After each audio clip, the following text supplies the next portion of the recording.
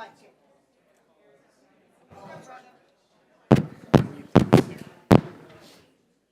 not ready.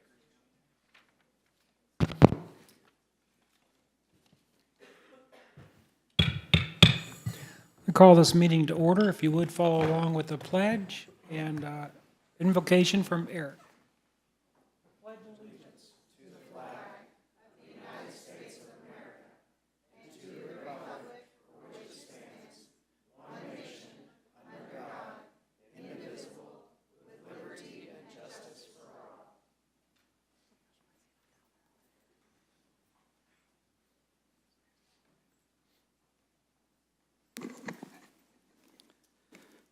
Our Father in heaven, we thank Thee for this beautiful day that we've been blessed with. Father, we're grateful to Thee for the moisture we have recently received and the weather clearing up for us. Father, we ask Thee now to please bless us as we go forth through this meeting. Please bless our elected officials and our speakers, that they might have Thy power of discernment and be able to carry on open dialogue, and that they may be able to make good, calm, rational decisions as they consider the facts and work to improve this city and our region for the betterment of all who live, work, and play here. Father, we are so grateful to Thee for the blessings that we have. We're grateful for our elected leaders. We ask Thee to please bless us with good, safe, and healthy meeting today. And we ask these things in the name of Thy Son, Jesus Christ. Amen. Thank you, Chief. Madam Clerk, can we get a roll call, please? LeBlanc. Here. Rodriguez. Here. Howden. Here. Milton. Yep. Cooper. Here. Denham. Here. Fenton. Your Honor, you have a quorum. Thank you. Cody Fenton, would you meet me at the podium, please?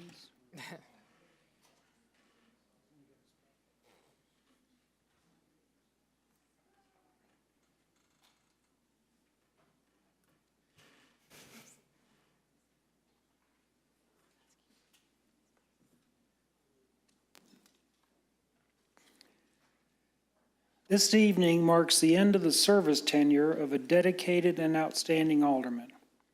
Mr. Cody Fenton is attending his last Branson Council meeting as an alderman. Cody has been actively serving on council for 3 years representing Ward 2. He was also on the Finance Committee for 3 years and the Transportation Development District Board for 3 years. Cody has also served as a City of Branson representative on the OCAC board for 2 years. We are very grateful for his steady leadership, his valuable contributions, his professional demeanor, and his friendship. Cody, we all thank you. And a personal note, I had the privilege of working alongside Cody for 3 years. I'll tell you, the level of knowledge and his input to our community over these 3 years has been priceless. Our city's accomplished an awful lot in 3 years. And Cody's been instrumental in that, in helping us make these changes. He is moving out of the city limits. However, he's going to maintain his business, his law practice in Branson, so we hope to see him around. And personally, he'll be missed.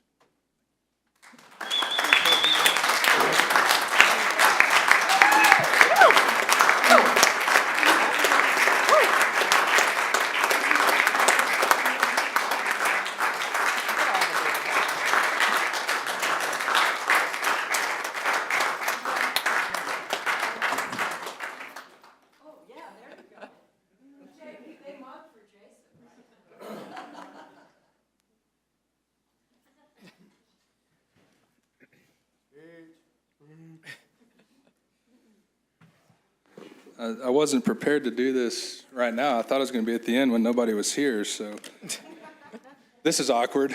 I got a lot of bad things to say. I was hoping the room was going to clear out a little bit. So, yeah, I promised 45 minutes. I think I got it down to about 40, so we'll see how we do. A little more than 3 years ago, I decided to put my name down to run for alderman. My desire was to give back to the community that has given so much to me and my family. Last year, I decided to run for a second term in order to continue my efforts and the progress that had been made at the city during my first term. Unbeknownst to me at that time, an opportunity would present itself to me and my family to buy a house not located in the city limits, which has led to me having to resign tonight as an alderman. As I announced 2 weeks ago, tonight will be my last night serving this great city as an alderman for Ward 2. There are many people I'd like to take an opportunity tonight to thank. First, to my wife and kids, who have supported me every step of the way. I wouldn't be where I am today without the support of them and the rest of my family. I would also like to thank past staff and board members who have helped me along the way and have given their time to this city and who are no longer here. To the current staff and directors, we say this a lot, and to everybody, our jobs are easier because of you. And I think we all mean that when we say it, but I've lived that out these last 3 years. You guys make our jobs easier so that we can come up here and do what it is we do. I'd like to offer a special thank you to our current board members I serve with. While we may not always agree on things, each and every one of you cares about Branson and wants Branson to succeed. I am truly grateful to each of you for the time and effort you dedicate to public service and wish you all nothing but success going forward. To the mayor, I'd first like to say thank you for withdrawing your name from the Alderman race back in 2021. That decision that year made my campaign much easier. Who would have thunk it? In all seriousness, thank you for your time and the dedication to the city and for pushing all of us to make this city a better place. While we may not have always agreed, I appreciate your willingness to listen to my opinions and the opinions to everyone else on the board. Administrator Stepp, it is well known that our relationship got off to a rocky start. But I'm now proud to call you my friend, and I admire you and the work you're doing here at City Hall. I think this city is in excellent hands with you at the helm. Just don't let the mayor screw it all up.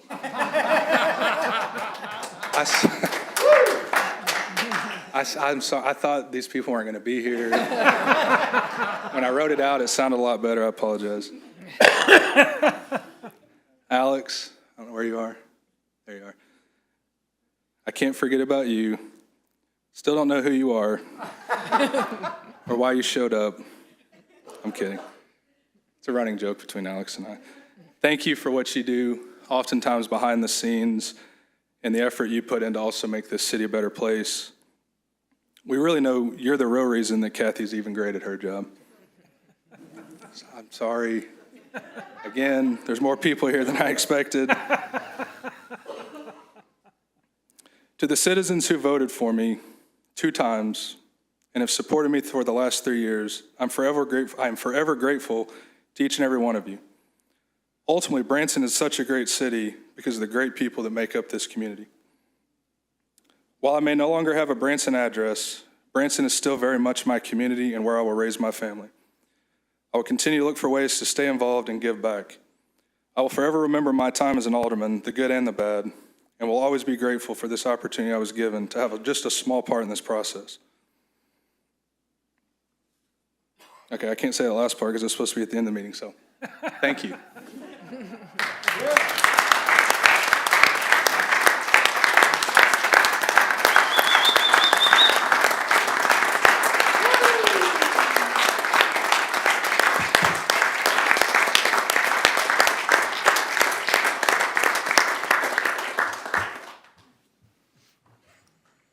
We'll catch that last part during your report section.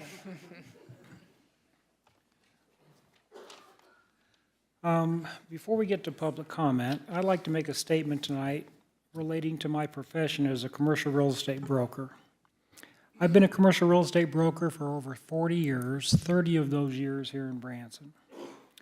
Recently, I've taken listings for commercial real estate properties located in Branson Meadows. Like all the aldermen, I have a separate full-time career. As a commercial real estate broker, this is how I make a living to support my family.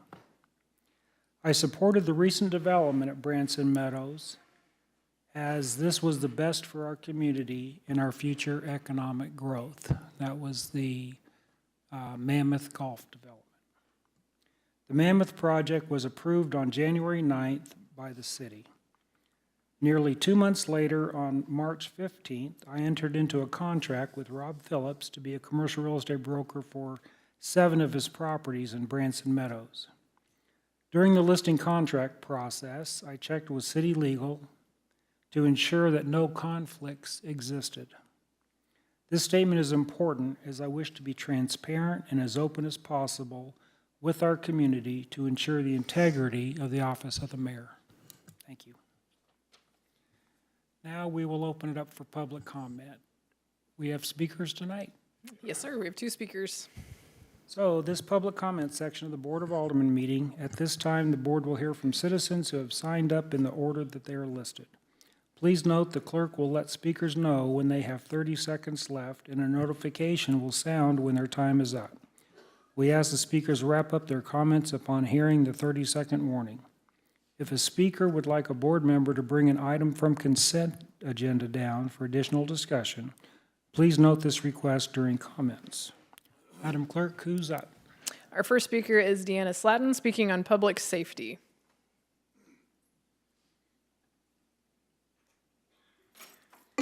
I'm back again. This time I'm asking about the letters of intent that we have sent multiple times to Holly. The letters of intent to cease and desist on all the COVID shots and protocols, and to also get rid of the 5G until we have safety data. I'm asking for that to be done, still yet, and there is a reason why. Many of you don't know this, but there is something called a biofield. That is your body. That is the energy that you bring. They are using your body through 5G as a wire. You are electrical. They can control your body with this device, just so you know. They can also clot you with graphene oxide. They're putting that in our food, our water. I don't know if it's in our water, but there's reports. They're putting it in the injectables and dental injections. I've discovered a whole lot of things that they're putting graphene in. It's like a heavy metal. And when you have EMF frequency hit you with this device, and this device is a cell phone. This is your body part. It literally makes you a body part. It can kill you. You don't have to believe it, but it's true. They have a kill box, a 2x2 square. The reason they want you 6 feet apart is so you don't step inside that kill box if they ever decide to activate it on someone. So I'm here to stop the 5G and 4G too, by the way, because it does penetrate the skin and it causes diabetes and a whole host of other things. I've got 3 grandkids now, 3 grandchildren with autism. 2 of them have autism. 1 of them has a defect in her brain. We live by a tower. And I'm finding out this from a lot of people. So my thing is that letter of intent been addressed? And are we going to do something about that letter of intent? Because I've looked at the contracts. We can pull out of that contract with the radiation that's radiating our water from the cell tower that's sitting on top of our water tower. So, and the FCC, they have no part. It's local authority, it says. And we looked at the contract. We have 2 outs on that. So I'm here to get this stuff taken care of because I'm trying to protect these people. Whether y'all want to protect them or not, you can do it. Chapter 34. Mayor, I've come here and I've come here and I've come here, and there's a lot more that you still don't know what's going on. But this is a military operation, and I want these people protected. And I want this shut down, and I want it shut down now. until we have the safety data. And that's your job, Kathy, to get that safety data for us. You can do it. And another thing, surety bonds. Did y'all get your surety bonds? Are you going to answer me, did you get your surety bonds? Because last I checked, you didn't have them, and that's operating illegal in the state of Missouri. So that's something we need to know, if you got your surety bonds or not. So I'm calling y'all out on this stuff. Calling you out. You've got a decision to make to protect these people. And I'm not going to stop coming until they're protected, one way or another. Deanna, I've asked before, have you considered taking your request? I took it to the commissioners. And do you know, by the way, I've taken it to a lot of places. And it's funny to me, none of them get the information. It's funny because my email will say, oh, it didn't send. Oh, it didn't send. And you know what you have to do? You have to literally call them and get them on the phone. And try that, getting these people on the phone.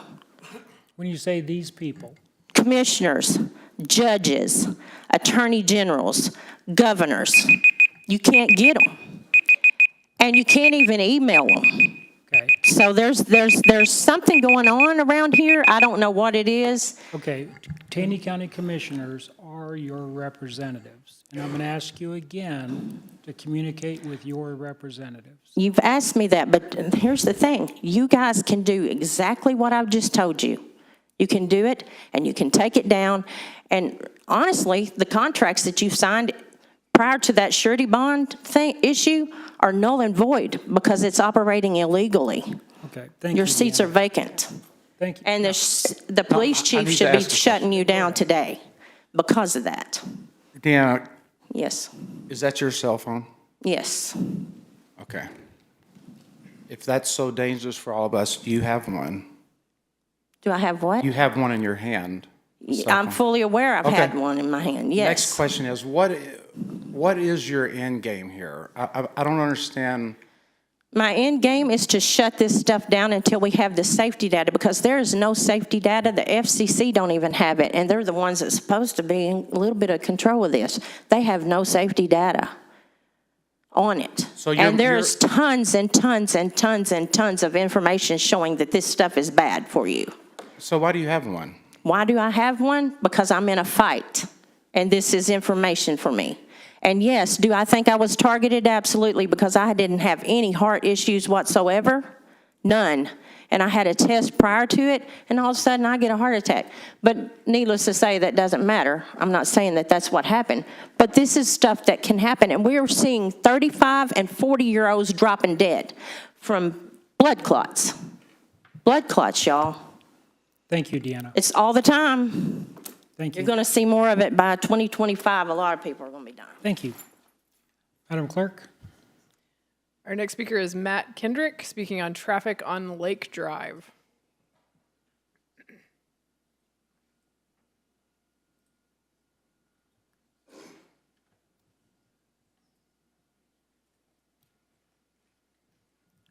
Hello, Matt.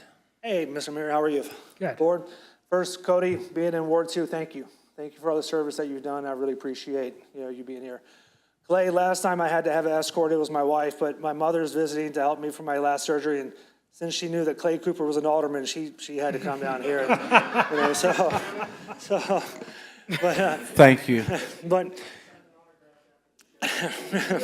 But Mr. Mayor, I want to thank you for the correspondence, and, and Alex and Chris Parks, we've met with them, and I really appreciate, like I said, the city going above and beyond and adding that sidewalk on that part of Lake Drive that was unnecessary. I appreciate that.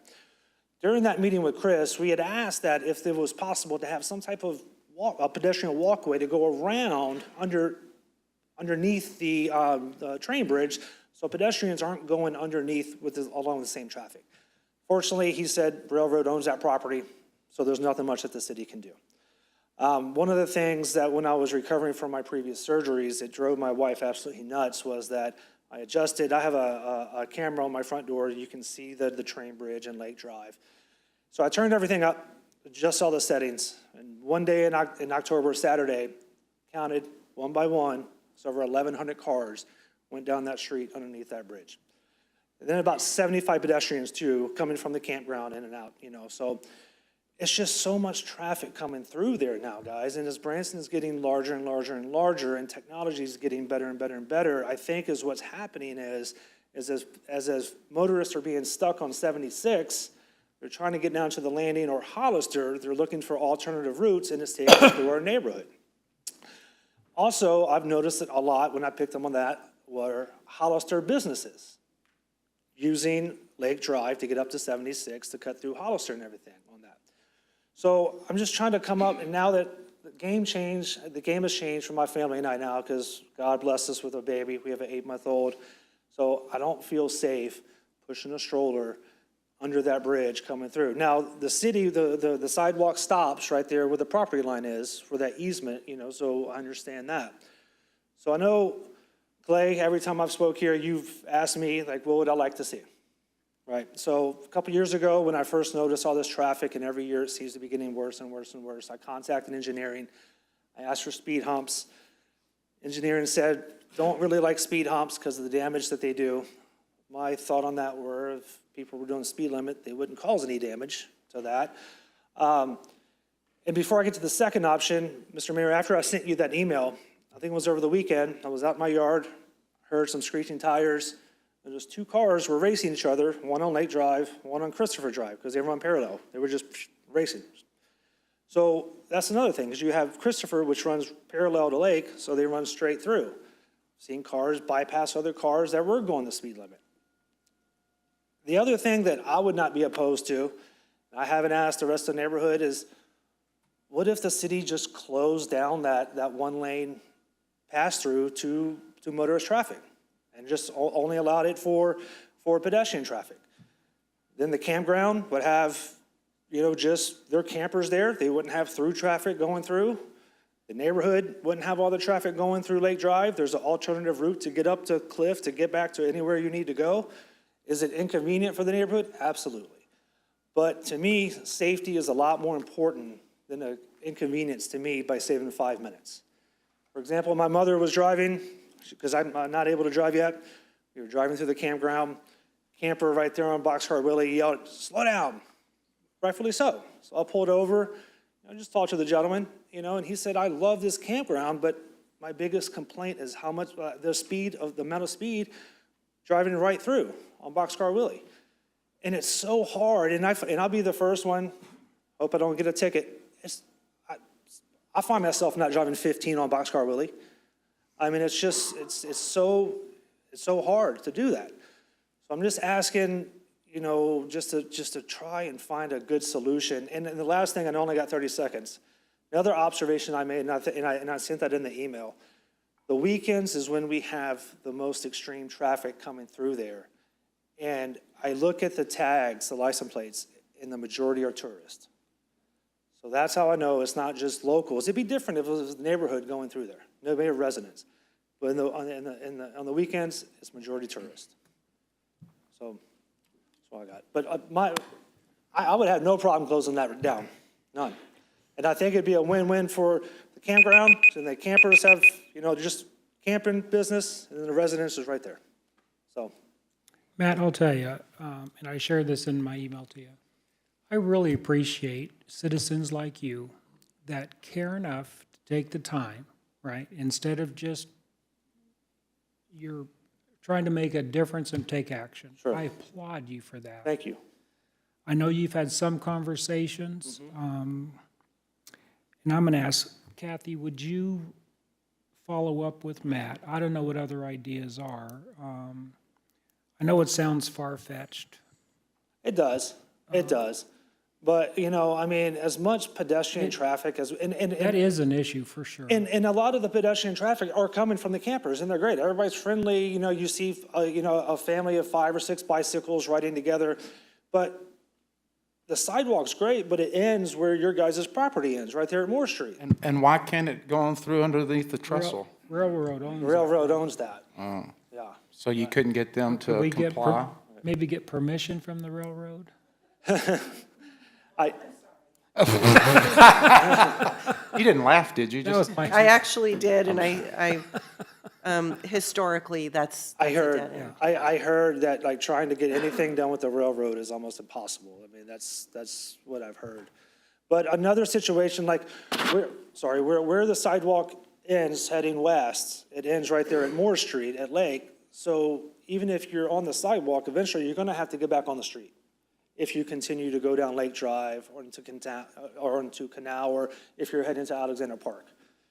So yeah, the sidewalk's great, but I don't know the exact, it's like 1 block. yeah. So, but thank you. Thank you for your time. Matt, again, I thank you for making our community a better place. Thanks, guys. Appreciate it. Thank All right. you. Clay? yes, hey, nice meeting you, ma'am. Did you want a photo opportunity? Meet me in the parking lot around midnight. I should be done. Clay? That's on the record. Huh? That's on the record. I'm just taking care of the customers, Mayor. I'm sorry. Mr. Mayor, can I make I know they already left, but I just want to make a comment. Sure. So I live on Sunset Road, just on the other side of the highway, but, I traverse that neighborhood.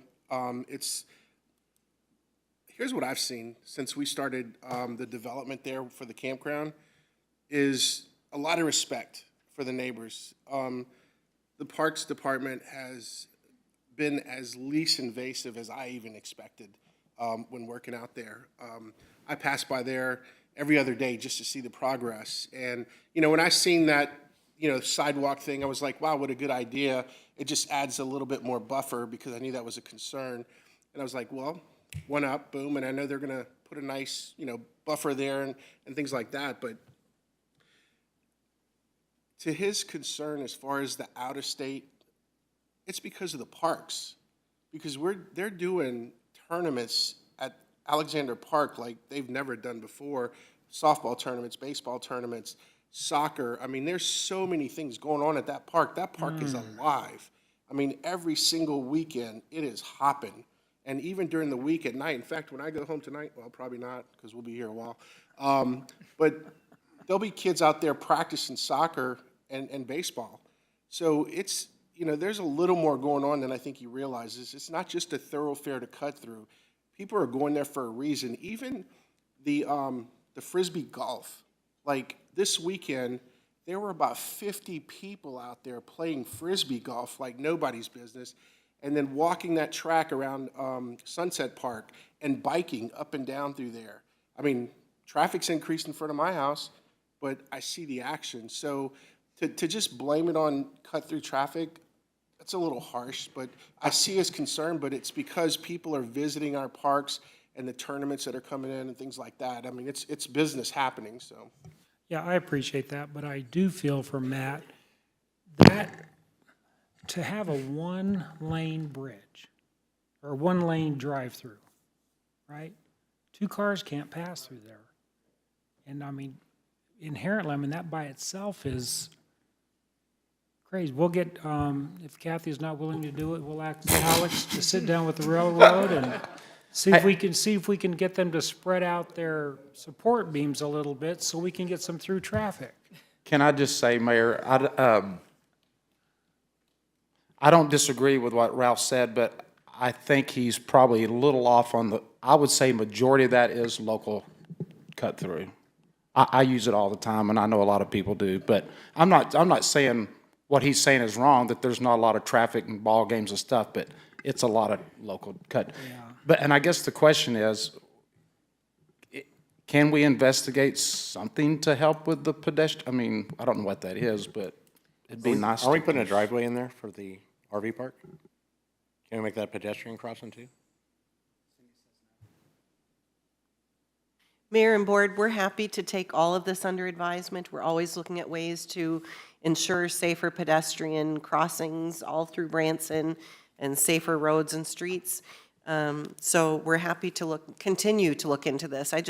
For the record, I think it's important that you all know that just the recent correspondence you've had is just a tip of the iceberg on the correspondence we've had internally. Fair enough. So our teams across departments in the city have been looking at ways to try and bring resolution to some of these concerns, and we will continue to do so. Yeah, I know Matt just recently reached out to me on this. If we turn the microphones off, we could suggest running a sidewalk in the cover of darkness. Larry, if we ever want to connect the entire trail system, it's got to continue from there to Alexander, though. So it's something to think about. Okay. Next is the consent agenda. Are there any items the board would like to move down from consent to discuss? Hearing none, Madam Clerk, would you please read the items on the consent agenda? Your Honor, the items on the consent agenda are as follows. Approval of the Board of Aldermen minutes for the March 12th, 2024 regular meeting. Acknowledge receipt of Advisory Park Board minutes for the January 16th, 2024 regular meeting. Acknowledge receipt of Planning Commission minutes for the February 6th, 2024 regular meeting. Acknowledgement of disbursements for February 29th, 2024 through March 15th, 2024. Final reading of Bill Number 6422, an ordinance amending the adopted 2024 budget for the City of Branson to adjust monies in the Convention Center's fund for capital needs. Final reading of Bill Number 6423, an ordinance approving the franchise agreement with Summit Natural Gas of Missouri Incorporated and authorizing the mayor to execute the actions related thereto. Final reading of Bill Number 6424, an ordinance approving the intergovernmental agreement with Taney County for public sewer system upgrade for lift station number 10 and number 34 upgrade project and authorizing the mayor to execute the contract. Final reading of Bill Number 6425, an ordinance amending Section 86-111 of the Branson Municipal Code pertaining to protective headgear. And final reading of Bill Number 6427, an ordinance amending Section 2-353 of the Branson Municipal Code pertaining to contract approvals. Your Honor, that concludes the reading of the consent agenda. Do I have a motion approving the items on the consent? So moved. Motion is second. Madam Clerk, would you take a roll call vote, please? LeBlanc? Yes. Rodriguez? Yes. Howden? Yes. Cooper? Yes. Denham? Yes. Fenton? Yes. The result of the vote is 6-0. Motion carries. Your Honor, this item is the presentation by Ashley Beatty on the 2023 year-end Branson Lakes Area Chamber of Commerce and Convention and Visitors Bureau report. Welcome back, Ashley. Thank you. Thank you very much. Didn't we just hear from you? I feel like we just keep talking. Well, what do you have to say this evening? So tonight we're going to just take a look at our end-of-year Q4 report from H2R, just to look at some of the different highlights that he had for us. Just a note, we did have our annual community marketing presentation last week, so thank you for those of you that were able to join us for that. It was a great success. We had plenty of people from the community that came. Some of you guys were there. Thank you for helping introduce one of our agency partners, Clay. So that was really great. Jerry Henry was not able to be there in person, but he did do a video of his presentation, which is available on our website, and I can send a link to you guys if you need that. And his part goes more in depth than I'm going to get into tonight, so I'll let you guys dive into that if you want some more information as far as his outlook goes for 2024, which is all very positive for Branson. So just wanted to let you guys know that. This is going to be just the Q4 report from 23, which led us in a good place. Is Jerry Henry's report, is it online? Yes, yeah. I thought so. Yeah, and I've sent it too, so yeah, you guys should have that. Okay, so we'll get into the Q4 report from last year. So first up, we're going to look at our KPIs. So this is our visitation, and we're happy to say that we saw an increase again over last year. We were up just 1.1%, so we were at a total of 10.28 million visitors last year, which is a record for us, so excited about that.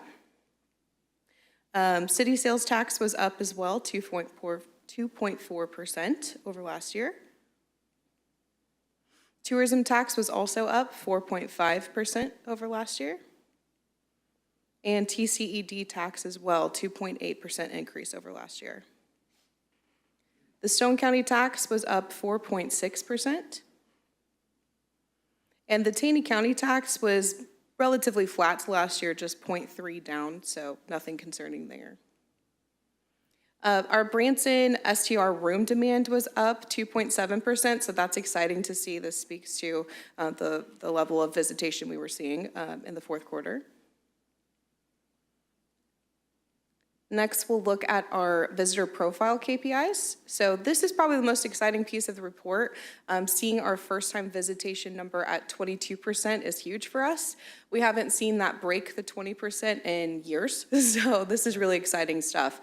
And so as we continue with things like the Chiefs partnership and things of that nature from a brand awareness standpoint, we're hoping to see that number continue to increase. Our party composition, we had 41% of adults with no kids, and then we had a tie for parents with kids under 12 as well as parents with kids that were older at 19%. So this is historically normal for us at this time of year. Our party spending was $1,075, so just over $1,000 for party, and that was $364 per person, and that is in line with our normal Q4 performance. Our party composition size, we were seeing almost 3 people per party coming to Branson. Exciting piece on here is our average adult age, which was at 46.2. And so that is lower than when we have seen this historically for Q4. So we're excited to see that our efforts in targeting a younger audience is working. So that's exciting. Overnight visitation, 96% of the visitors in Q4 were overnight visitors, which we love to see, of course, and they were staying on average 3.9 nights, so that's great as well. And then this one's going to be a little hard for you guys to see up here, but this chart shows the percentage of visitors that participated in an activity and also the percentage that say that activity influenced their visit. And so the number one influencer, no surprise here, is Silver City. 28% say that that's why they came, followed at 23% by live music shows, which is also no surprise, especially at this time of year. But as we look over at the participated category, the number one thing that people participated in is shopping. So we just want to always be mindful of those things when it comes to messaging at different times of the year. So that's really exciting. Our next few things there on the participated list would include downtown, unique local restaurants, Silver City again, and live shows. So that's all in line for historical. Yeah. So actually, as you go through this, I noticed several times how high the downtown Branson was rated. Yeah, and specifically for Q4, I think that's important. There were efforts to kind of add all of the Christmas light fixtures in the downtown area and kind of step up the holiday experience down there. And so I think that has really paid off. It's just tying in with everything else that's happening during Ozark Mountain Christmas. Ashley, I think it's also important to point out that Silver City also includes live shows. Yes, they do. And that's actually, we're getting there. That's on the next slide. So speaking of live shows, the number of live shows that we're seeing during Q4 is almost 3, so 2.7, which is great. Historically, Q4 will see more shows than the rest of the time of the year. Yeah. Am I reading that right? Every visitor that comes to Branson goes to the Clay Cooper Show 2.7 times? That's correct, Mayor.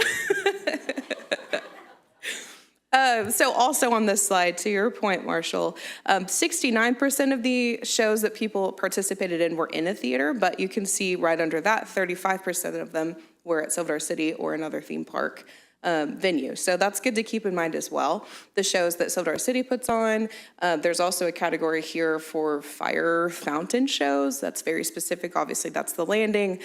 Just keeping in mind the different types of entertainment that people are taking in here. But good to see that most of the performances are the ones in the theaters, of course.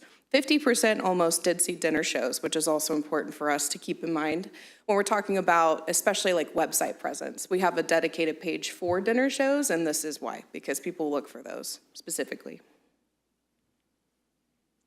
Okay, and then we'll just look at the U.S. economic KPIs. Unemployment rate was basically flat to last year on a national level. Gas prices were down almost 11%. That is exciting for us, being a drive destination, of course.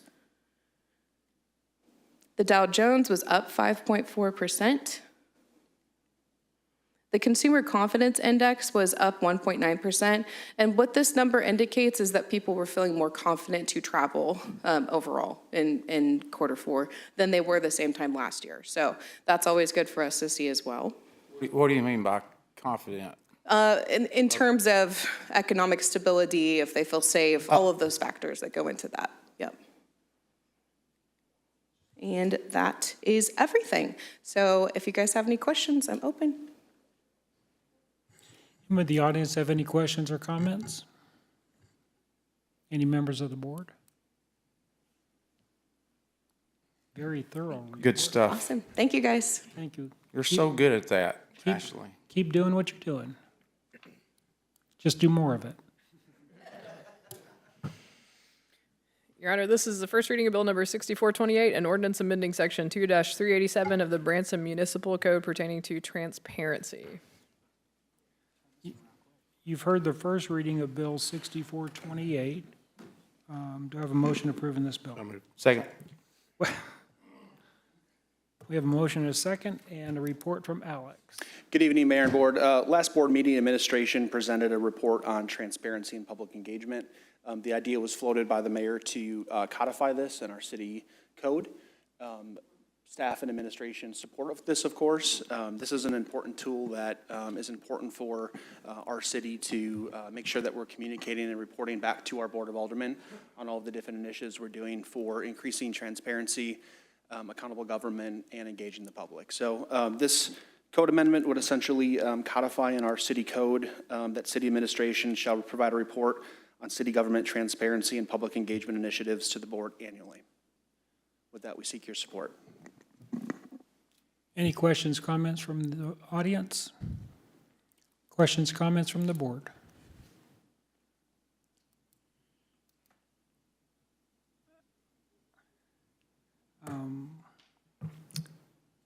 So let's vote. All in favor, say aye. Aye. Opposed, same sign. Ayes have it. Thank you. Thank you, Alex.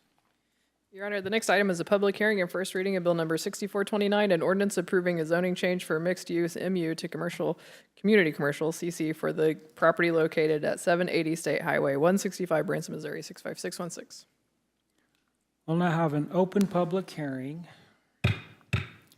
with a staff report from Jennifer. Good evening, Mayor and the Board, City Administrator. Get this pulled up. So yes, we do have before us tonight a rezoning request for property at 780 State Highway 165. The applicant owner is the CFS Engineers, and on behalf of Patrick Basson, which they're in the audience tonight.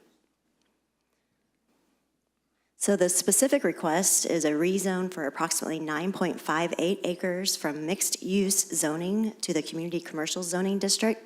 The future intent is to expand the existing campground into the southeast portion of this property. So currently, campgrounds are not permitted in the MU zoning district. So if this rezone is approved, a campground is permitted by a special use permit in the CC zoning district. So adjacent zoning to this property, to the north and south and east is MU, mixed use. To the west across State Highway 165, there's unincorporated Taney County. And then a little bit further west, it's Zone CC, which is the KOA campground location.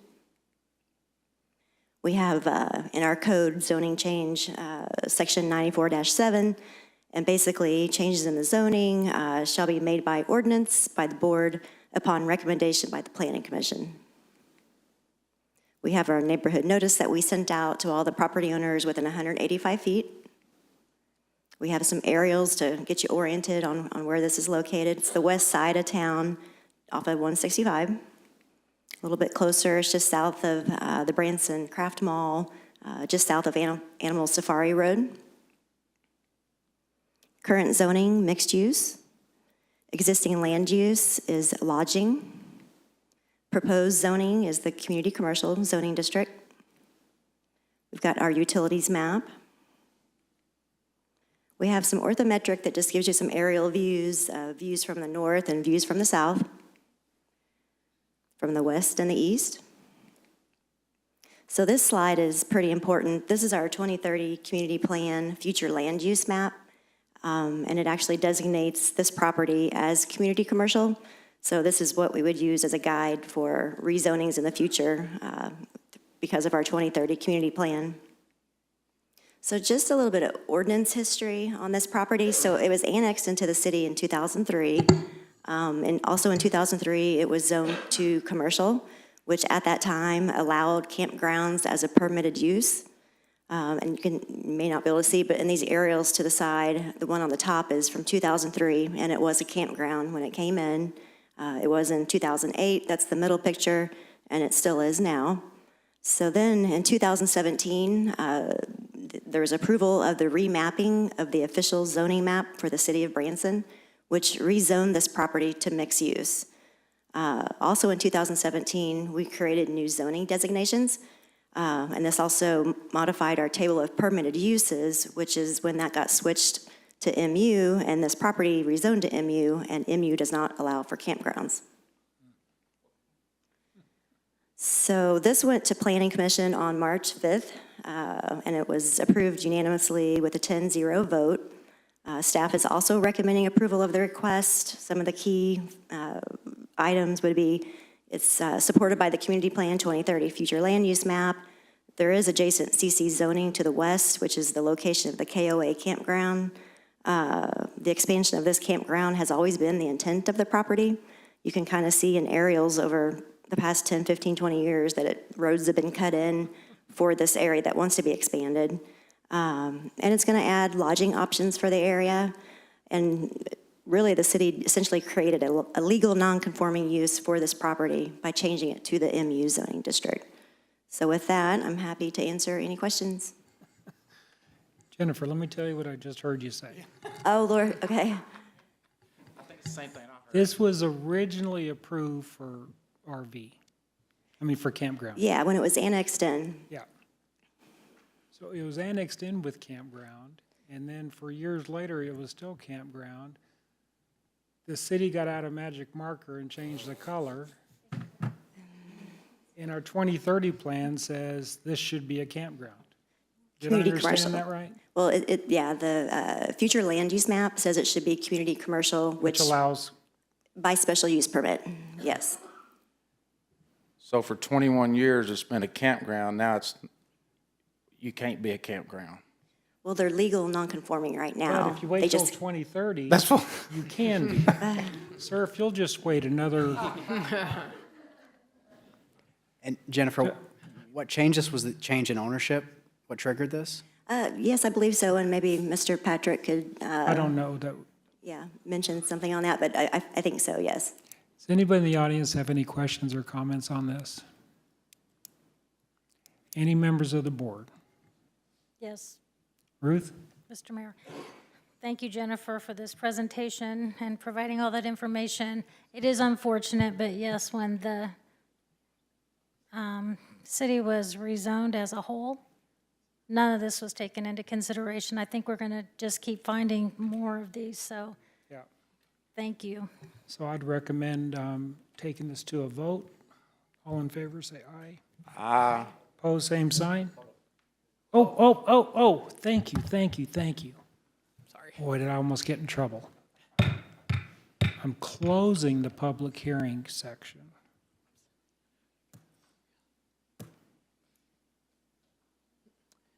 Just a motion and second is what we need, real quick. We have a motion and a second? So moved. Second. Okay. It's gonna be a long night, Cody, but I'm doing it all for you, man. These are memories. Now we'll vote. All in favor, say aye. Aye. Opposed, same sign. Ayes have it. Thank you. So they get to keep their campground now? No, now it's back to a campground, right? Yeah, there you go.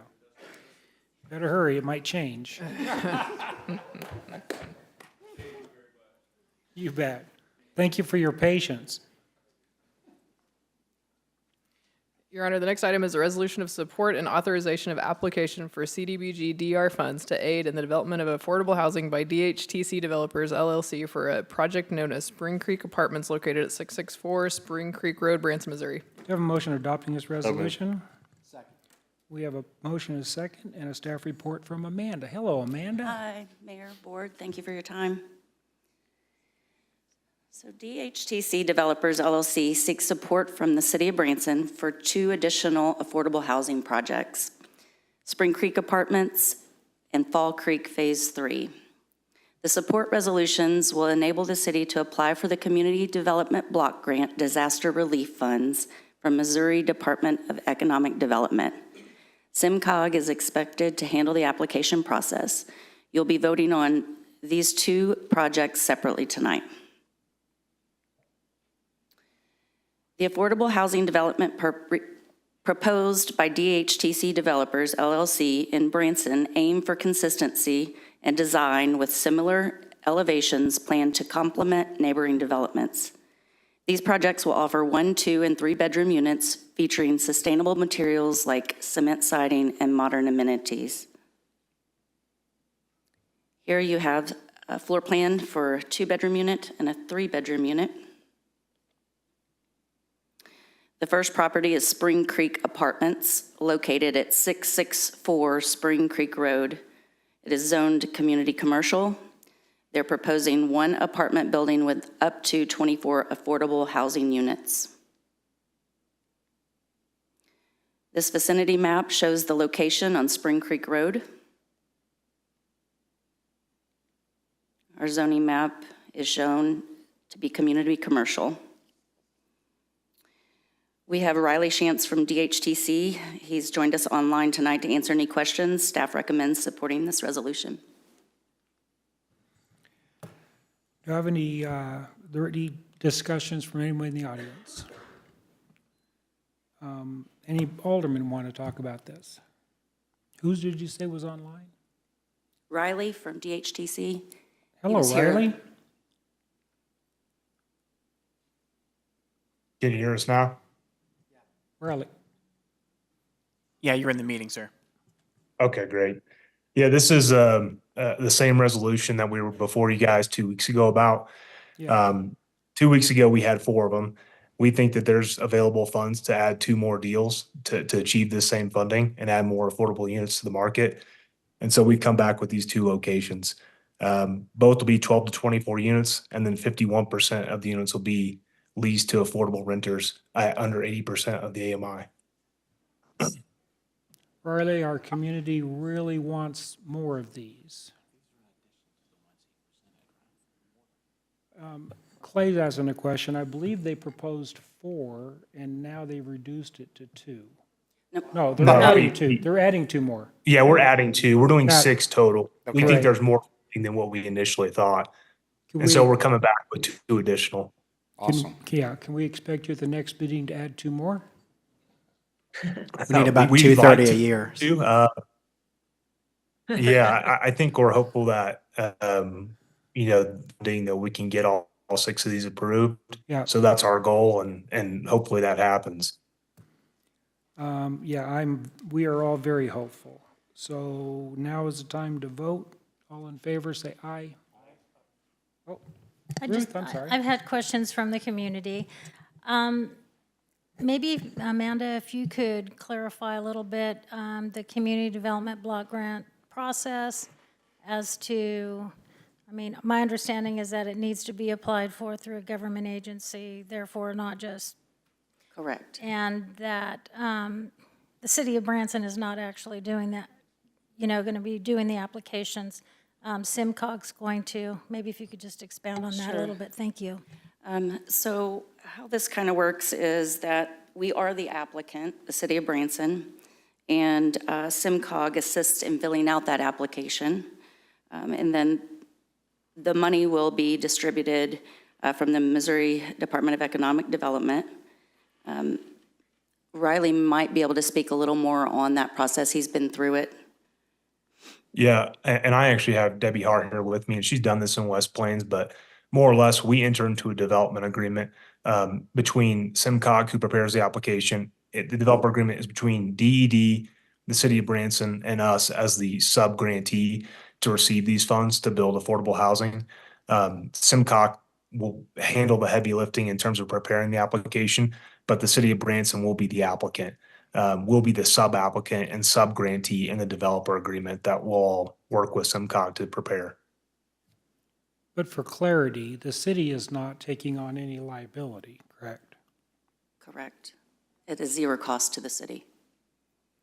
That's incorrect. In the agreements, you take the responsibility as the applicant for all the dissemination of the funds as well as verification of the documentation that's submitted. So you as the applicant have the ultimate responsibility. This is Debbie Hart. Could I add something here? So that is that's correct. But the way DED disperses this money through the CDBG DR program, they actually pay in arrears. So they will not fund, it's not like a normal construction draw process where you submit a draw and then they give you money. They only pay after there's proof of payment and then third-party verification that the money has been, or that the project is far enough along. This project is actually similar to the project in Branson that we did at Fall Creek Townhomes. We had CDBG DR money in that project as well. And the way it works, in that instance, we had LIHTC, our low-income housing tax credits, and the CDBG DR funding. Way too many initials here. But we submitted draws, and there was a process where DED actually inspected the project on a regular basis to make sure that the money was actually, all the things that we had said that we were building, we were building. Instead of having LIHTC, we'll have a conventional debt on this project, but that debt will not go to the city of Branson. That debt will come to us. So I don't know if that clarifies the situation or not, but we're happy to answer any questions about that. So Holly, the city's not liable for debt, but the city is liable or responsible for the distribution of the funds. Is that correct? We would ultimately be the applicants, and therefore we agree that all documentation and all applications will be accurate. We would have a separate agreement with the developer, and then we would also have an agreement through the grant process. It's up to the board as to whether or not they want to utilize SIMCOG as the assistant through this process. So you'll see all of those at the next meeting.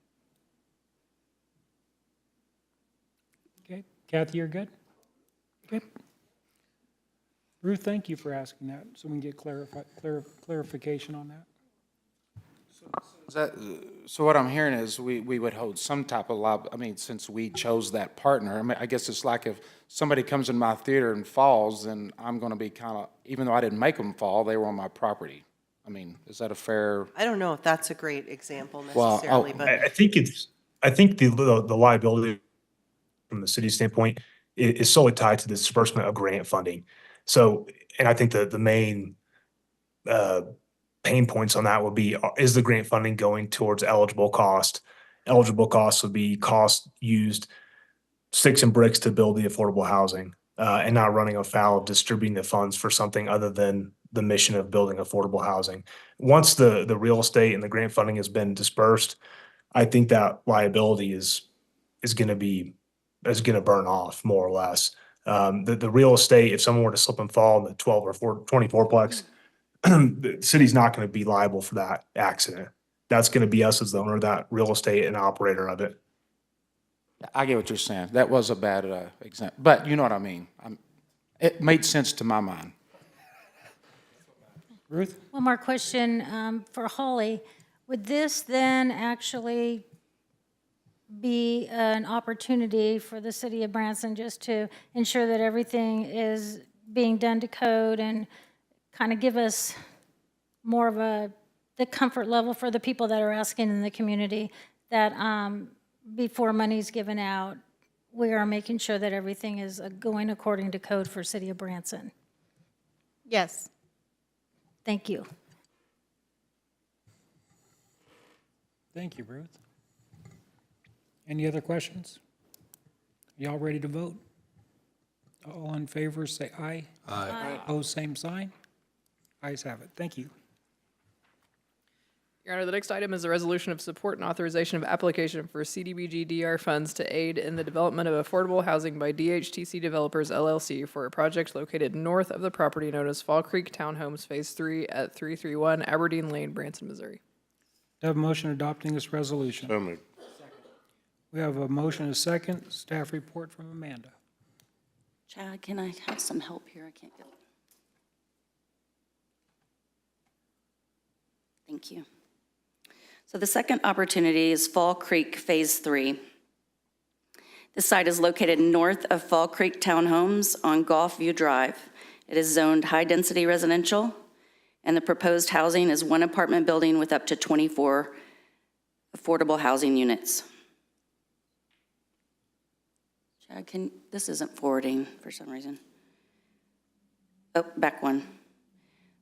This next slide is a visual of the location north of Fall Creek Townhomes on Gulfview Drive.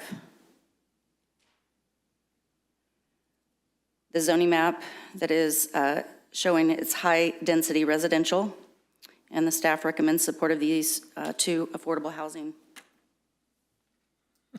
projects. So Amanda, are there any differences other than the physical location? No, sir. These two, okay. Any questions from anybody in the audience? Any questions from the board? Ruth? I don't have a question, just a suggestion, because I think this is great. We need the low-income housing in this city. But if there's any way in the future, maybe just as a suggestion, that we put the links on our website that have anything to do with the grant funding in this area, so that all the developers in this area have the opportunity to search to see if they qualify for something or something might be of interest to them. So it really opens the door to be fair to all the developers in the area. I'd be happy to look into that. Any other questions or comments from the board? Hearing none, let's vote. All in favor? Aye. Opposed, same sign? Ayes have it. Your Honor, this is the first reading of Bill Number 6430, an ordinance approving the lease agreement with FTB MB Real Estate LLC for 3 parking stalls within the parking structure located at 129 East Pacific Street, Branson, Missouri, and authorizing the mayor to execute the lease. Do I have a motion approving this bill? So moved. We have a motion and a second, and this says the staff report from Holly or Amanda. And we also are joined online by Full Throttle. These next 2 items are a lease and a license to facilitate the building of a restaurant. The lease is 3 parking spots. And you can see in this illustration, the red is the area that they will be leasing and keeping clean. This is for their required trash disposal for the building that has the star, which is 129 East Pacific Street. And this lease is a 5-year lease with a 25% allowable increase in any renewals.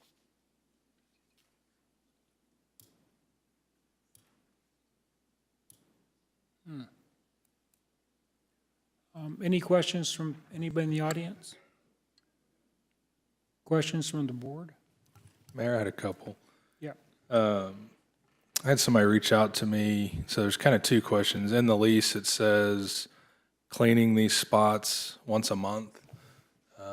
Maybe that's too long, because I think it says picking up trash, garbage, removing that from the leased premises monthly to prevent the accumulation of smell. There's some thought that, it wouldn't take long for a smell to accumulate, so maybe a month was too long. The other question has to do with, and I don't know what a rental space, what one parking space would cost from a rental standpoint, but I didn't know if we had a way to, $2,000 for 3 spaces exclusive use just didn't seem like a lot. So I didn't know, what would somebody else pay to be able to park there ordinarily as compared to this, I think is maybe some other clarification.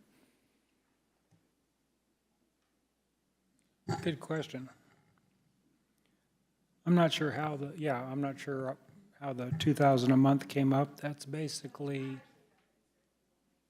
Cherie, did you have something you want to share with everybody? I believe Cherie did the calculation. She can answer that question directly. As to the question, while she's coming up, as to the question regarding an accumulation of smell, that would be under subsection 5A, environmental matters. They are required to comply with all ordinances, which would include a nuisance. So should it create a nuisance, they would have to do it more often.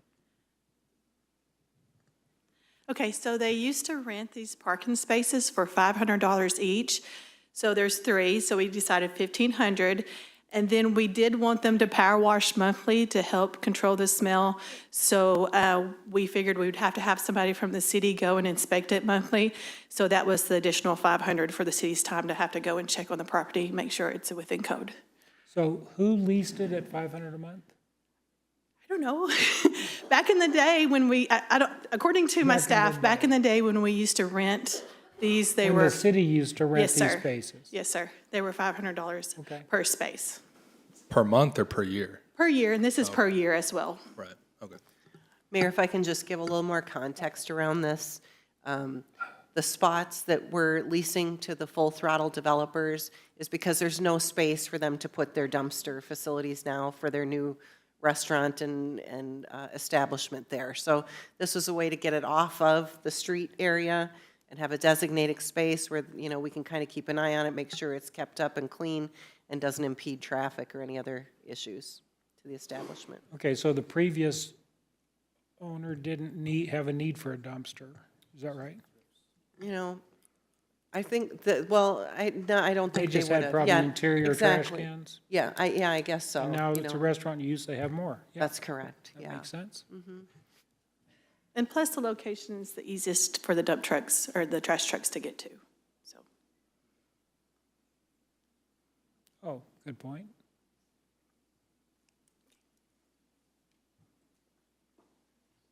Any other questions from the board? Nope. All in favor, let's vote, say aye. Aye. Opposed, same sign. Ayes have it.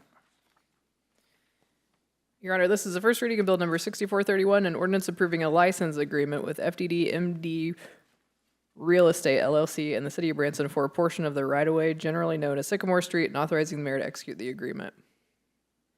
You've heard the first reading of Bill 6433. Do I have a motion approving this? So moved. Bill. We have a motion, a second. We'll now have a staff report from Holly Dodge. Gotcha. The illustration that you see on the aerial in the red are the 2 areas that are the subject matter of this license.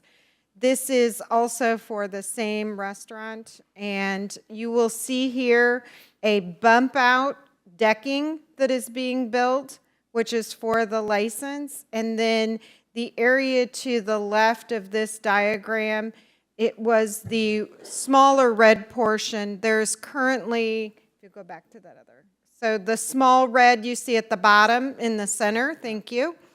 That aspect has a tank underground that will be removed, and then a grease trap will be placed in that area. So both of those are to facilitate the health needs for the restaurant. And I'll give you one more. There's another diagram Okay, of yeah. the bump out area that's included in the license. So when you say bump out, that is a sloped concrete underneath this? You'll What's see that underneath this? there is nothing. So there'll be, I believe, rock, but the decking that comes out of the structure goes out over their property line into a right-of-way. And so this is allowing that access over the right-of-way. This is, I mean, we talked about this extensively in executive, didn't we? Yeah. So there, yeah. I'll tell you, I think those were 3 very creative ways to make this property work for this user, right? Any objections, I mean, of what we're seeing? I know you had discussions. somebody getting hurt underneath there, under this bump out? Excuse me, Holly.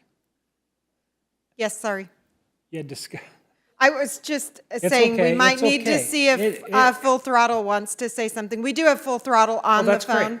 Okay. Answer this and I'll ask them. Any liability for the city of somebody getting hurt or something happening under that bump out? Because that's still city property, correct? It's a right-of-way. Part of the requirements in the license agreement require that they care for the property, and under the safety, which is section 9, we require 3 signs no smaller than 6 by 6 inches to warn those to stay out from under the grade for their safety, because it is at approximately 5 feet 5 inches. So there is going to be a warning on all 3 sides, as well as a requirement in the contract that they have, they indemnify us in regards to the use of this property while using it. And that is a requirement in subsection 10, which is the insurance requirements, and subsection 11, which is the release and indemnity for the city.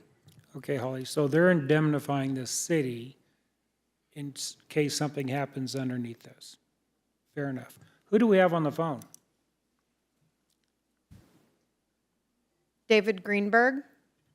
Good evening. You do. You've got Dave Greenberg, and let me see if I can get the camera working. And that doesn't seem to come on, but thank you for the opportunity to speak. I appreciate it. In addition to the clearance space below that cantilever deck, there will be a steel. I think it's hard to see in the drawing, but there will be a steel. There will be a steel flap, which will not allow anyone to go underneath of that. So we are taking the safety of folks who could be walking back and forth seriously. And so in addition to the signage, we'll be doing everything we can to prevent anyone from going underneath that rock with some metal flaps coming down, if that makes sense. Sure. With Dave on the line, any alderman have any questions for him? Nope. Marshall? Well, Mr. Mayor, as Clay alluded to, we had a really robust discussion. I wish I remember all the details exactly, but I mean, I think I could envision a number of things happening here. You know, you're looking down at your phone, texting, you bump your head on the thing. I mean, so I don't know. I guess I don't know that there's a perfect answer to all this stuff, but I think there is somewhat of a liability of some people getting hurt just in the way that it sticks out there. But the indemnification is a good aspect. I mean, Holly did mention, you said the word user. To me, that would imply they were using the restaurant or they were inside the property, but does that indemnify us from people just walking on the sidewalk as well? They're to indemnify us for any negligent acts or any acts in regards to this area. So that both areas that we give the license to, they have the liability. You will note in the other diagram, this is not coming over the sidewalk. You can see the sidewalk to the left of it. It is not abutting the sidewalk. There is room. So if I am meandering down the sidewalk, I would have to come off of the sidewalk and go towards it to encounter that deck. That deck is not directly connected to the area of where the sidewalk is. And I think this is about the best depiction of that. Okay. Thank you for that, Holly. Any other questions? Dave, thank you for joining us. At this time, we're going to vote. All in favor, say aye. Aye. Opposed, same sign. Ayes have it. Congratulations, Dave. Thank you. Thank you all very much. That's really beautiful. I mean, the architect of it is super cool.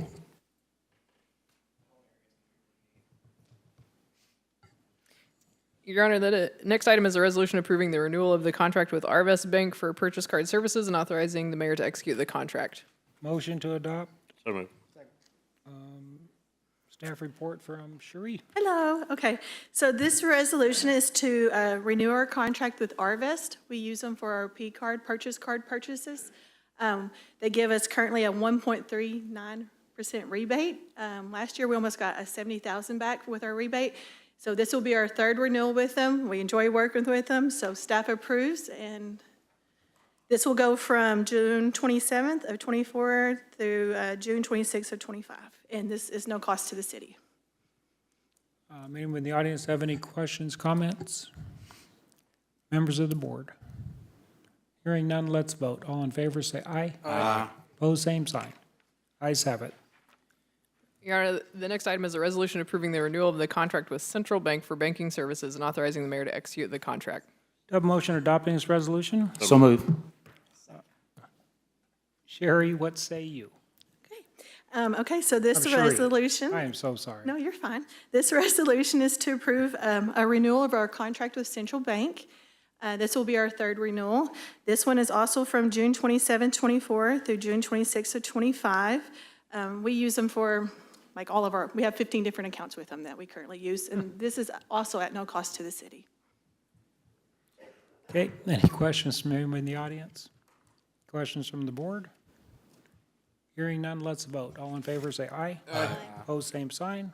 Ayes have it. Okay, thank you. Thank you, Cherie. Your Honor, this is the first reading of Bill number 6432, an ordinance approving the memorandum of understanding for joint applicants Mo 8 for replacement of the 911 legacy call routing system. You've heard the first reading of Bill 6432. Do I have a motion approving this bill? Second. Wow.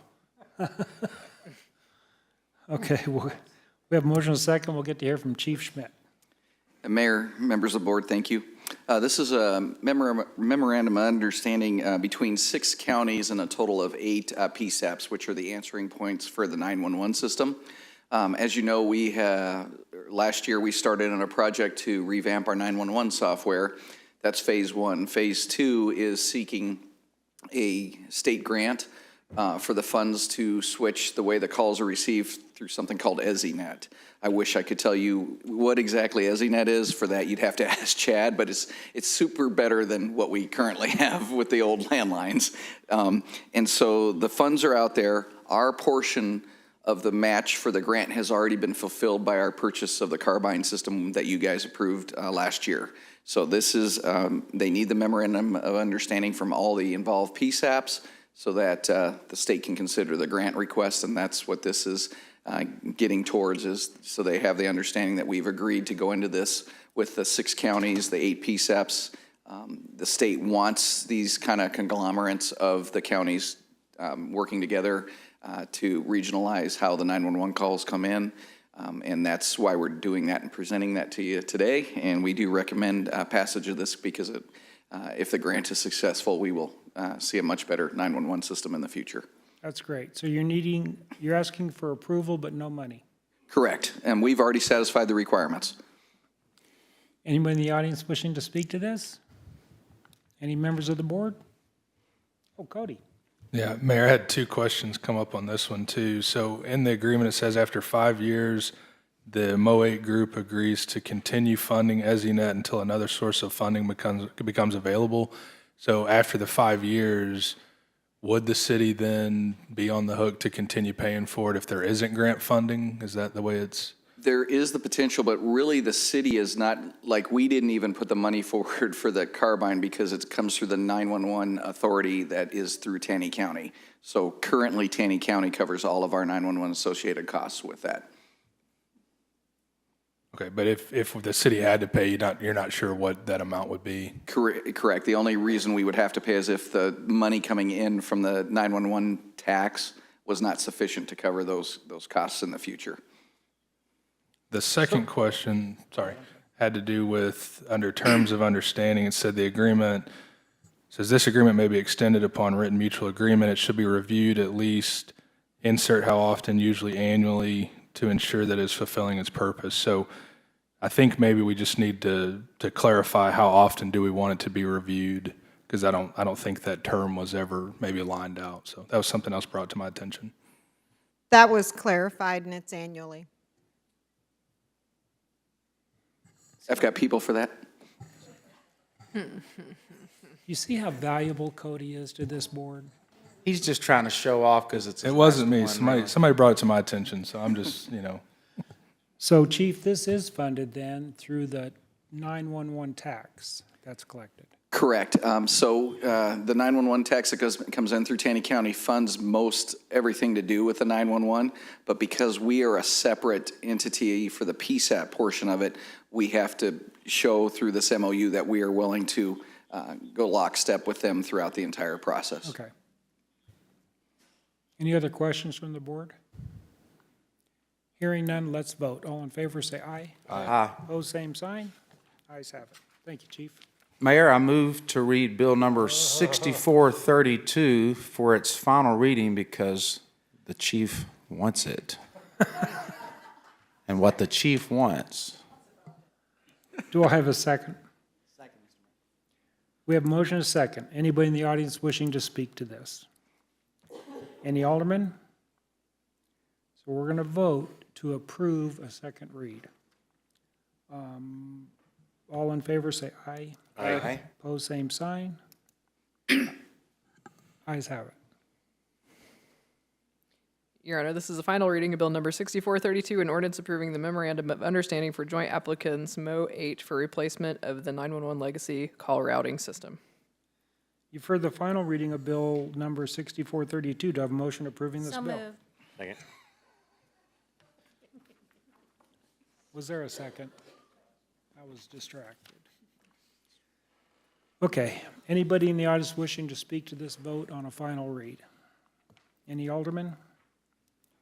Madam Clerk, since this is a final read and the mayor does not have the authority to do a roll call, would you provide a roll call vote, please? LeBlanc? Yes. Rodriguez? Yes. Howden? Yes. Cooper? Yes. Denham? Yes. Benton? yes. The result of the vote is 6-0, motion carries. Thank you. Thanks, Chief. Your Honor, the next item is a resolution approving the contract with Federal Signal for the purchase of storm sirens and authorizing the mayor to execute the contract. Do I have a motion? So moved. Second. Do I have a second? Yeah. Ed? It is my honor and privilege to give the last resolution for Mr. Fenton this evening. So, the fire department seeks to purchase 5 outdoor warning sirens. One of those will be funded by a grant through SEMA, and the other 4 will be from our budget from the FY23 and FY24 capital improvement. It's been approved by Cherie. Yes, correct? So she said yes. We'll be replacing 5 sirens or 5 locations in our city of old equipment that's late 80s, early 90s that I can't get parts for anymore. So we're excited to enhance that system. The total not to exceed amount is $165,059, and staff recommends approval. Anybody in the audience wishing to speak to this? Cherie, anything you want to share? No? We're good?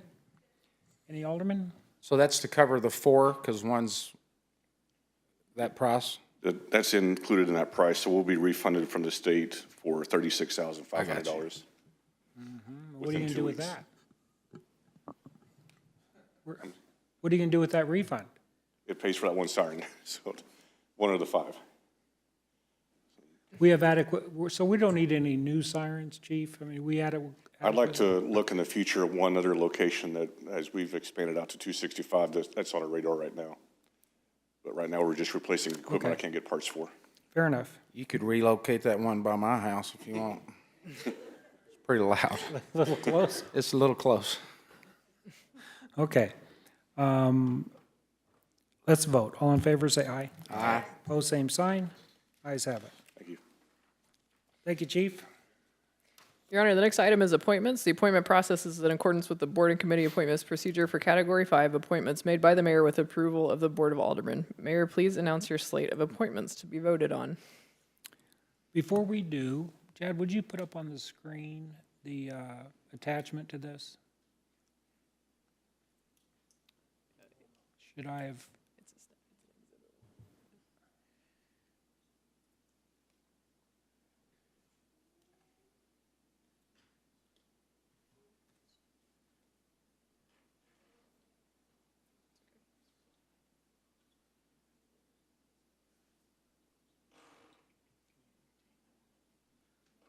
asked to entertain Chad you. appreciates us helping him by pointing, and if anybody else wants to point in the direction to show Chad where to find it on the website, he greatly, thank you, that he greatly appreciates that support. That's not what I asked when I meant to entertain, so thank you. It was a fun exercise. It was good. Okay, scroll down, please. So this, so what's included here is their, scroll up a little bit, I think it's the minutes from the February 6th meeting. Does it say the minutes?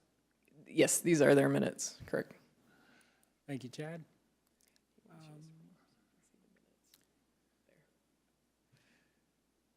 Yeah, okay, so scroll down, because what's addressed in here, can you make that any larger by chance?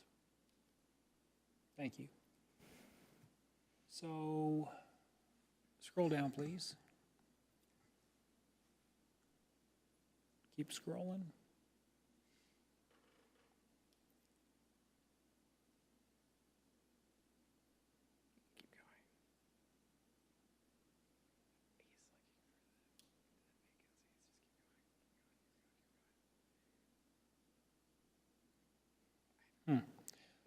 Help me find the part where, because what was addressed in their meeting, I think it's important, is this SID tax expires in 2 years, 2026.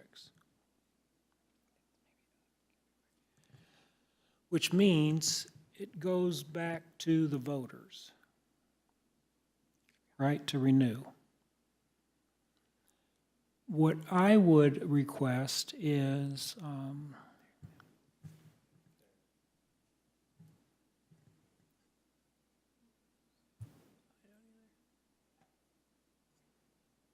I'm trying here, Mayor.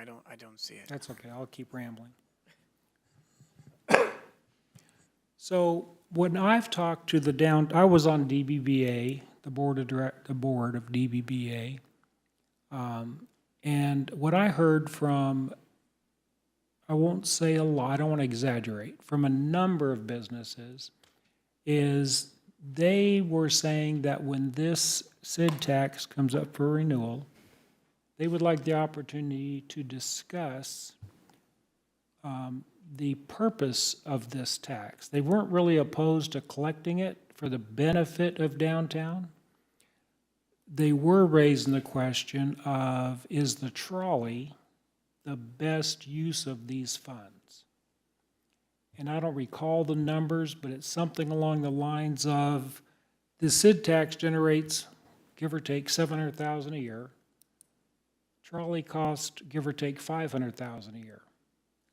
So I've been appreciative of the 76 board, of 76, the downtown SID board. They're spending money on improving the landscaping, right? They put in some Christmas lights. I think those are great things. But the question on the table is from the businesses down there, is the $500,000 a year that's spent for the trolley the highest and best use of that spend?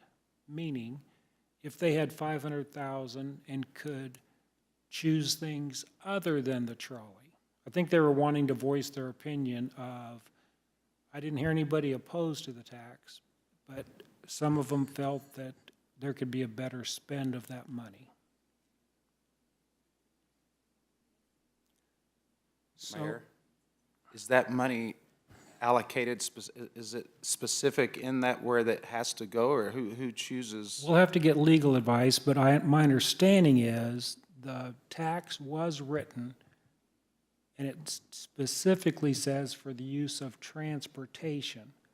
What I don't know is when it says for the use of transportation, comma, or, other things. Do you know, Cody? Yeah, that's what I recall is the way it was, the ballot language was limits its use, but I don't think that's necessarily a requirement. But it's kind of like when we talked about last year, the marijuana tax, I think, and we decided to limit it for public safety. So we used that specific ballot language, but we didn't have to.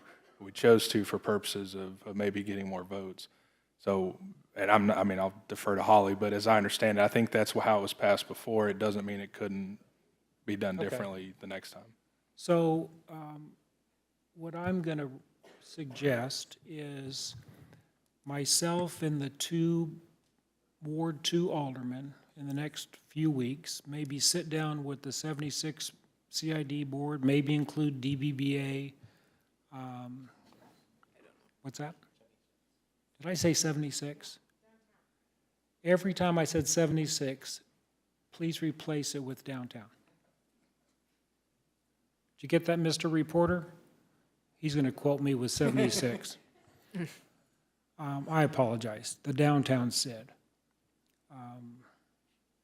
So I just wanted to share that. That's been shared with me, and for years, people have been waiting, the businesses downtown have been waiting for the opportunity to maybe amend this. Okay? So with that, the reappointments to the Historic Downtown SID Board with the terms expiring April 2026 is Tom Motley and Jerry Jeske. Do I have a motion approving the slate of appointments? Second. We have a motion and a second. Any discussion? All in favor, say aye. Aye. Opposed, same sign. Ayes have it, and I want to thank both Tom and Jerry for their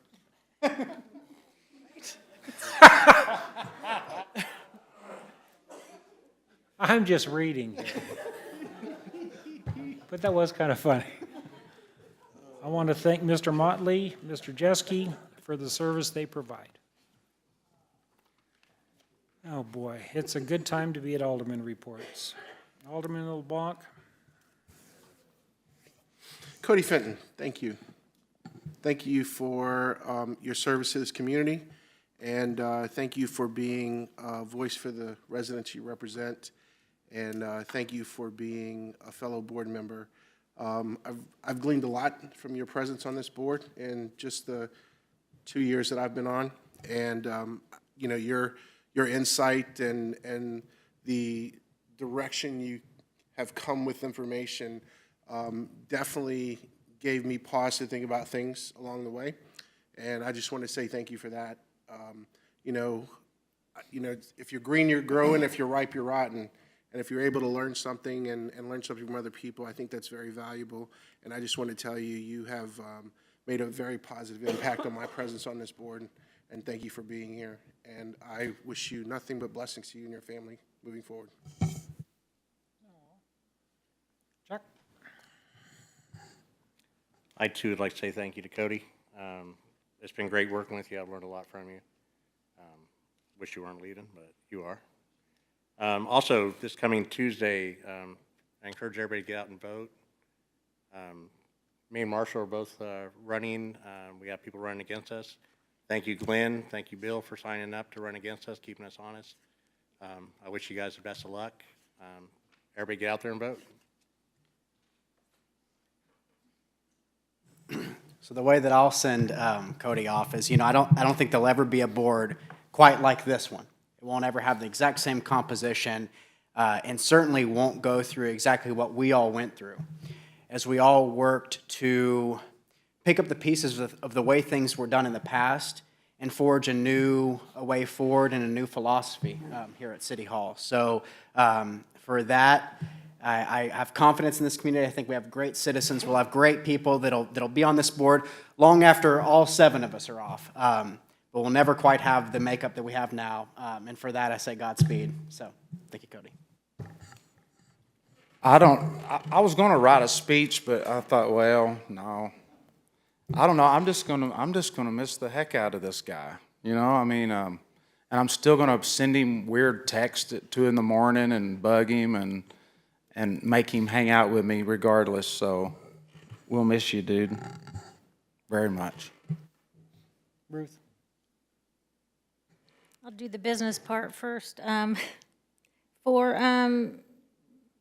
our public safety, I think it's important that we keep what we will need from our public safety, from our police and fire, with the increase in low-income housing and the short-term rentals, just to make sure that they're all part of that puzzle, and if we need to increase, I think it's important that we think of that as well.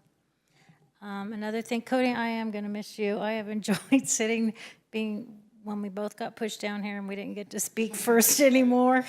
But I have learned a lot. Your input has really made me think about a lot of things, and you will be greatly missed. I do hope the best for you and your family. It's an exciting move for you, but you will greatly be missed.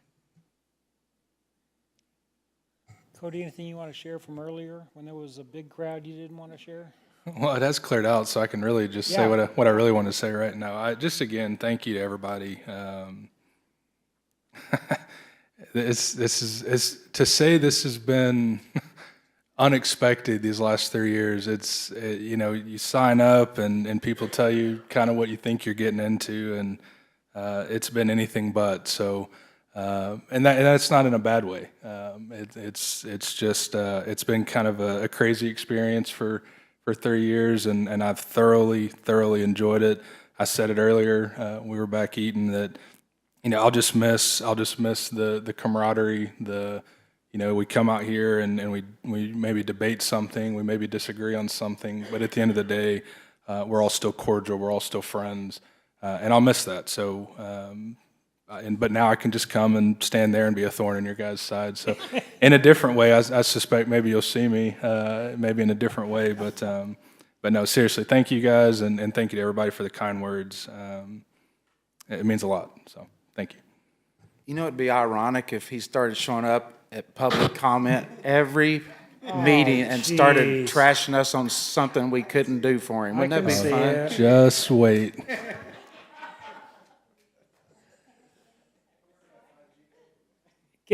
Kathy? Thank you, Mayor.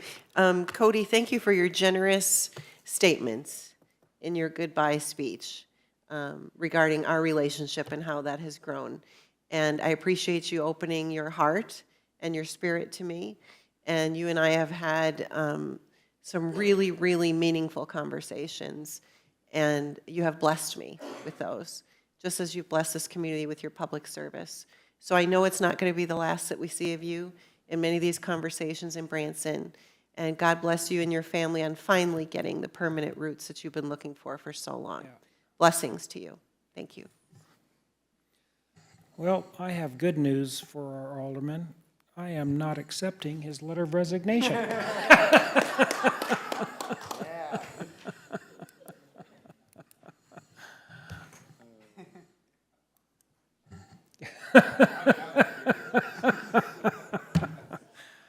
That's funny.